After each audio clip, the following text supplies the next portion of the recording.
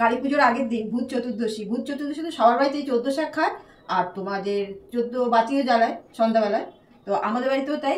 তা আমি আজকে 14 শাক এনেছি। কি কি এনেছি দেখো তাহলে তোমরা। কি কি আছে শাক দেখো। এইটা হচ্ছে পালং শাক, আর এটা হচ্ছে খারকুল পাতা, এটা লাউ শাক, নিম পাতা, এটা হচ্ছে হেলেঞ্চা শাক, পুঁই শাক, ডিমা শাক, মূলা শাক, এটা হচ্ছে পাট পাতা, এটা কলমি শাক, আর এটা হচ্ছে ডাঁটা শাক, এটা থানকুনি পাতা, লাল শাক, আর এটা হচ্ছে কফি পাতা। 1 2 3 4 5 6 7 8 9 10 11 12 13 14টা শাক খেতে হয়।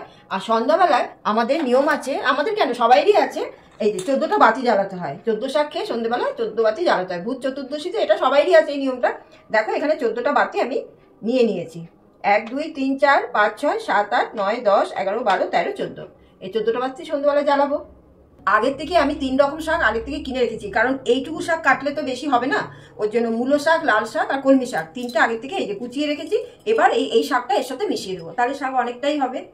আর এই শাকটা সর্ষে পোড়ো না শুকনো লঙ্কা, কাঁচা লঙ্কা, আর নামানোর আগে একটু অল্প একটু মিষ্টি দিয়ে করলেই ব্যাস হয়ে যাবে, আর কিচ্ছু লাগবে না। তারপর একটু ভাজা ভাজা করলেই হয়ে যাবে, ঢাকা দিয়ে ভাজতে হবে, ব্যাস কমপ্লিট।